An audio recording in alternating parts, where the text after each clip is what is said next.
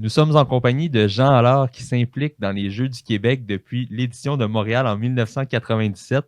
Il est actuellement justement à la diffusion des épreuves pour les Jeux de Laval 2022. Jean, merci d'être avec nous aujourd'hui. Ça fait plaisir, merci de me rencontrer, merci de me recevoir. Donc, je te présente vraiment brièvement. Je vais te laisser le soin peut-être de te présenter davantage ton parcours, en fait, si on veut, dans le monde du sport et tes passions, si on veut, liées à tout ça.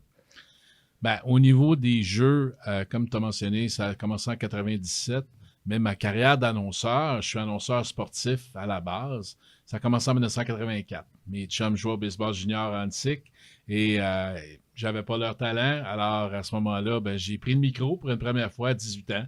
Et puis, dans ce temps-là, ben, pour plusieurs années, j'ai fait un club de baseball junior l'été, un club de hockey junior l'hiver, jusqu'à environ en 2002, où là, j'ai commencé à faire plus des événements, donc des championnats, des tournois, des choses comme ça.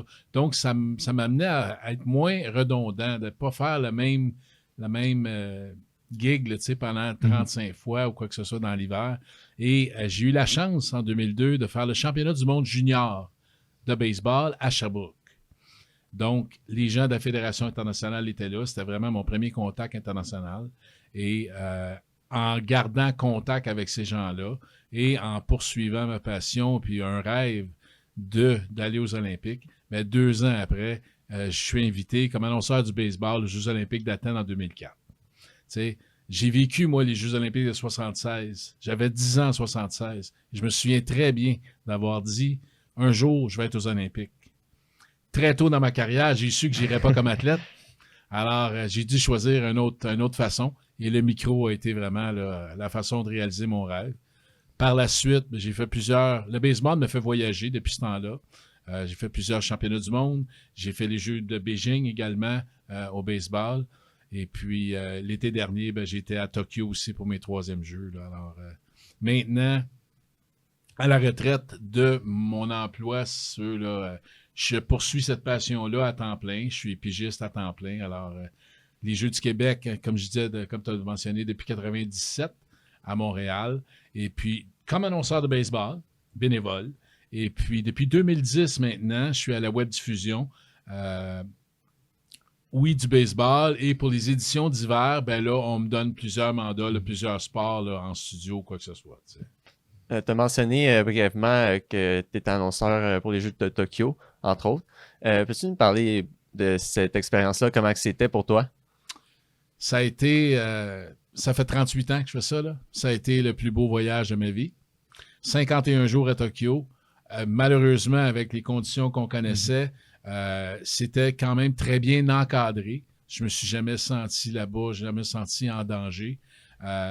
Ils ont pris la décision là-bas de ne pas avoir de spectateurs. Alors, on faisait notre job là, de la même façon que toutes les autres compétitions. On était avec les gens dans notre espace là, réservé pour les annonceurs et j'ai un producteur qui justement là, nous suit. Et lui, il fait plus il coordonne vraiment les images au tableau indicateur là, ou les écrans géants avec la musique et les annonceurs. Donc, ça, c'était business as usual. C'était comme à la régulière, si je peux dire. Là. Et puis, donc, j'ai fait softball, baseball. Le retour du softball et du baseball à Fukushima. Malheureusement, parce qu'il y avait des bulles, j'ai pas pu continuer à Yokohama. Il y avait déjà un annonceur à Yokohama. Le tournoi se poursuivait dans 2 stades. Donc, on m'a envoyé après ça faire des remises de médailles en français, des remises de la voile à Enoshima. Donc, j'ai voyagé par le fait même, pas comme touriste, mais justement pour la job en tant que tel. On m'a envoyé à Enoshima. Et puis, j'ai fait cette partie-là de la voile. Donc, après ça, 2 semaines de vacances entre les 2 Jeux, olympiques et paralympiques. Je suis resté à Tokyo pour ne pas justement avoir à revivre là, autant le jet lag que les différents tests et tout là, à refaire. Donc, je suis resté là-bas à Tokyo et j'ai fait le basket en fauteuil roulant au niveau des Jeux paralympiques. Encore une fois, on m'a envoyé il y avait 2 arénas où il y avait, parce qu'il y avait les hommes et les femmes, il y avait 12 équipes masculines, 10 équipes féminines. Donc, pour le tournoi préliminaire, on faisait ça dans 2 arénas. On m'a envoyé au Forest Park Plaza. Et puis, à la fin, quand le tournoi là, est rendu dans la phase un peu plus finale, le quart de finale, demi-finale, on a retourné à Ariake où se passait le site principal. Alors, ça a été vraiment, là, j'ai rencontré plein de gens. J'ai encore des contacts avec des nouveaux amis japonais. Fait que je vais retourner comme touriste. Je me suis promis d'y retourner comme touriste. Puis, c'est comme j'ai dit tantôt, là, c'est vraiment le plus beau voyage de ma vie. Ben, c'est particulier parce que tu te dis que tu as participé à d'autres Jeux olympiques, veux pas, avant aussi, et malgré tout, malgré le fait que c'est un moment de pandémie, si on veut, qu'il n'y avait pas de spectateurs et tout ça, tu considères quand même que c'était le plus beau des voyages. Là. L'accueil, le respect des Japonais, là, pour moi, au niveau humain, c'est vraiment le fait saillant. C'est vraiment ça. Pendant les 2 semaines de vacances, j'ai pu assister à un match. Mon annonceur de baseball était l'annonceur des Giants de Yomiuri qui joue au Tokyo Dome. Alors, j'ai pu avoir un billet, puis il m'a accueilli là. Ça aussi, c'était vraiment un beau trip d'avoir un match de baseball là, là, au Japon, de la Ligue japonaise là-bas. Là, là. Fait que oui, comme je dirais pas, l'accueil et le respect de ces gens-là là, pour leurs invités en tant que tels, là, c'est vraiment remarquable. Puis dirais-tu en fait que c'est, si on veut, le summum que tu peux atteindre dans ta carrière, si on veut, d'annonceur, ou tu as peut-être déjà en tête d'autres événements que tu souhaiterais couvrir, peut-être que ce soit dans la MLB directement ou quelque chose du genre à couvrir? Je vais te dire, quand tu les as fait une fois, les Jeux, puis c'est le sentiment que j'avais en 2004, tu les fait une fois.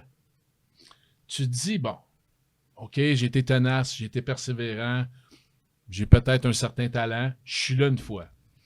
Est-ce que c'est la chance? Est-ce que c'est la circonstance? Est-ce que... Mais quand tu y retournes une deuxième fois, puis que tu fais 9 championnats du monde, puis que les gens de la Fédération internationale te réinvitent, tu sais, alors tu prends confiance, dans le fond, tu prends confiance en tes moyens. Et puis, mais je pense pas que les ligues majeures, c'est un but. Mais l'année prochaine, il y a, tu sais, je regarde toujours vers l'avant. Je vis toujours d'espoir. Je raconte souvent ça. Je vis d'espoir, à savoir c'est quand le prochain événement. Tu sais. Là, je vis d'espoir pour Paris. Je vis d'espoir pour la Classique mondiale de baseball l'année prochaine. Il va y avoir 4 groupes. Un à Tokyo et un à Taipei. Je suis déjà allé 2 fois à Taipei pour les championnats du monde et l'année passée, j'étais à Tokyo. Donc, une belle chance de retourner à Tokyo pour faire du baseball. Parce qu'ils ont besoin d'une voix anglophone. Mais au niveau des Jeux olympiques, ma principale qualité, si je peux dire, c'est d'être bilingue. Parce que je parle également français et anglais aux Jeux. T'sais.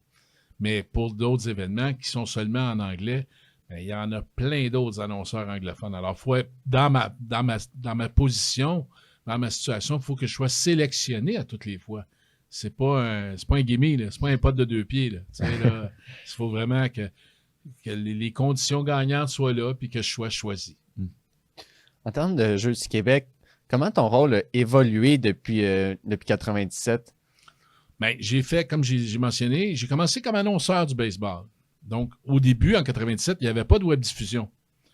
Donc, j'ai d'année en année, puis à ce moment-là, en 97, c'était aux 2 ans à l'hiver et aux 2 ans à l'été. Donc, et je me souviens pas en 99 pourquoi je les ai pas faites à l'hiver, là, mais j'ai fait 97 à Montréal, j'ai fait 2001 à la Chine et on m'a invité en 2005 à aller faire à Amos. Amos, j'ai pris la route pour l'Abitibi-Témiscamingue pour faire 2 matchs de demi-finale de baseball et la finale le lendemain. Alors, j'ai demandé à mes amis de Baseball Québec de peut-être faire des représentations puis de me trouver un sport pour le 2e bloc, que je reste quand même toute la semaine. Et j'ai fait la natation. J'ai annoncé la natation à Amos là-bas. Et puis, en 2007, justement, ça, c'était les premiers Jeux d'hiver que je faisais, ni comme annonceur. Il n'y avait pas encore de web diffusion. J'ai développé, avec mon expertise, une formation pour les annonceurs. Partout aux Jeux du Québec, c'est des annonceurs bénévoles. C'est des jeunes passionnés qui aiment leur sport, mais qui n'ont pas nécessairement un background d'annonceur.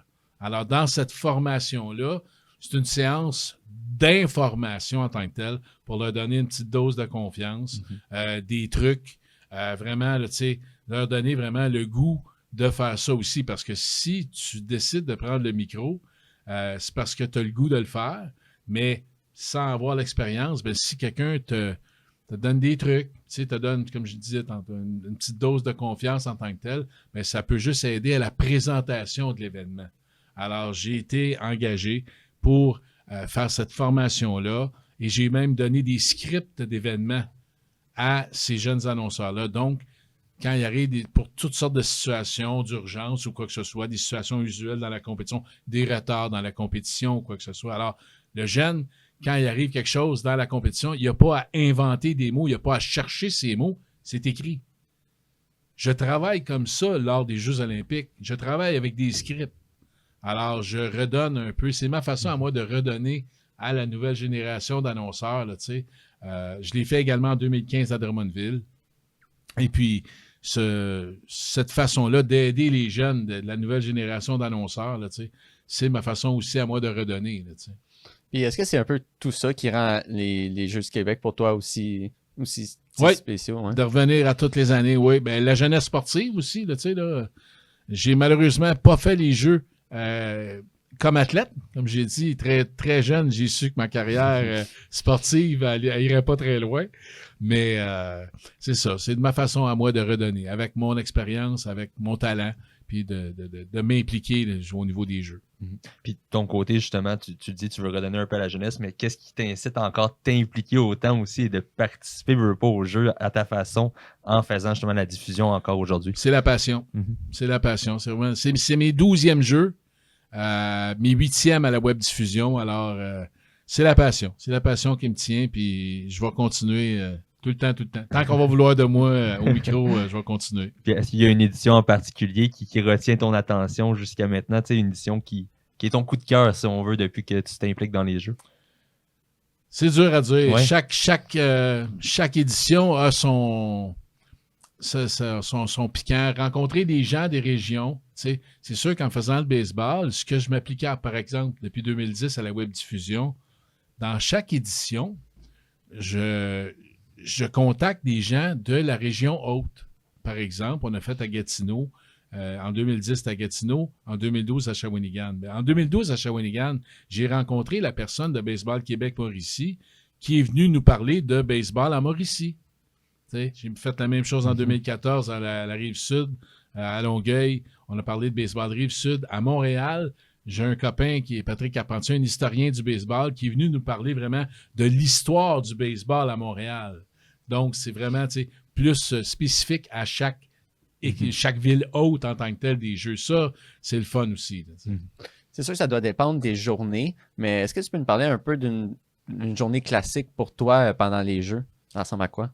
Dépendant des sports, bien sûr. Les Jeux du Québec, c'est le party des fédérations. Hein? Alors, chaque fédération fait sa propre compétition. Donc, c'est vraiment selon l'horaire de compétition de chaque jeu. Comme si je prends la natation là, qu'on est en train de diffuser là, hier et aujourd'hui. On avait les séances de qualification le matin des garçons et des filles. Et à 17h ce soir, on fait les finales. Donc, la journée est scindée en deux parce que ces athlètes-là qui viennent de donner leur effort en piscine, il faut qu'ils se reposent pour les finales, pour donner leur mieux. Dans d'autres sports, par exemple, à partir de demain, je vais faire le baseball. On fait les 2 quarts de finale le matin.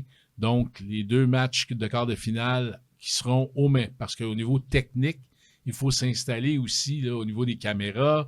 Donc, on s'installe dans un parc. Dans ce cas-ci, au niveau du baseball, c'est Paul-Marcel Maheu. Alors, on va diffuser demain matin les 2 demi-finales de Paul-Marcel Maheu et le match de la médaille d'or mardi matin dès 9h30, là, justement, encore une fois, à Paul-Marcel Maheu. Donc, ça dépend vraiment des cédules ou des horaires là, des différents sports qu'on fait. On a 3 chaînes en web diffusion. Alors, ça aussi, il y a quelqu'un qui voit la distribution des différents sports dans les différentes journées, dans les 8 jours, dans les 8 prochains jours. Et est-ce que tu te prépares toujours de la même façon dans ces cas-là ou c'est vraiment selon, comme tu viens de dire, la compétition, la journée même, tu as une certaine préparation face à ça? C'est-à-dire que moi, je joue le rôle d'animateur.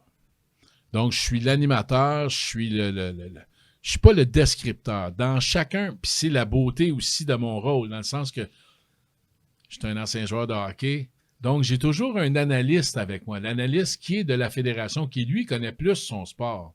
Alors, moi, je vois mon rôle comme un peu, je le raconte souvent un petit peu comme ça, dans le sens que je vois la grand-mère du Saguenay-Lac-Saint-Jean qui voit son petit-fils faire son sport sur son ordi. Alors, peut-être qu'elle se pose des questions sur la compétition, sur qu'est-ce qui arrive, qu'est-ce qu'elle voit, elle, comme image là, de la compétition de son petit-fils. Alors, je vais poser des questions, des fois des questions de néophytes, pour que mon analyste nous donne des informations sur son sport, nous parle, nous fasse rayonner son sport, parce que c'est ça notre rôle, c'est de faire rayonner le sport, c'est de faire rayonner les athlètes, nous donner des anecdotes ou nous donner là, des spécificités sur chaque sport également.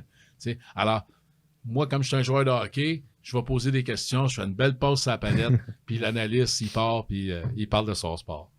Puis tu en parlais un peu tantôt, ça, en plus de l'analyste, souvent tu aimes inviter des personnes qui sont expertes du sport ou comme tu en parlais, un historien, quelqu'un qui peut amener un petit plus si on veut. Tu sais, vous êtes dans cette génération-là, les jeunes, on dit en anglais, we're one click away. Hein? Quand la personne regarde les jeux en web diffusion sur son ordi ou sur sa tablette, c'est facile, one click away, puis retourner sur Facebook, retourner n'importe où.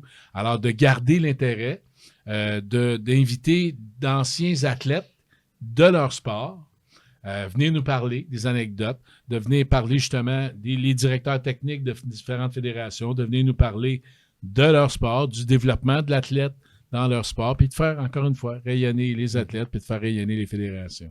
C'est sûr que on est au tout début encore, mais en même temps, ça passe vite. Donc, comment tu trouves justement les Jeux du Québec à Laval pour le moment? Ou est-ce qu'il y a quelque chose qui retient ton attention jusqu'ici? Bien, nos studios sont au Collège Montmorency. Beaucoup d'effervescence, beaucoup d'activités avec toutes les régions qui sont là, les jeunes qui sont là. Très bien organisé. Je me suis promené aussi. Je suis allé voir le baseball. Donc, hier, c'est comme tu dis, c'est la deuxième journée, là, mais j'ai pas vu beaucoup de sport encore. Là. Mais, tu sais, les comités locaux, là, des gens de Laval, là, ou n'importe quel comité local, ils savent bien faire.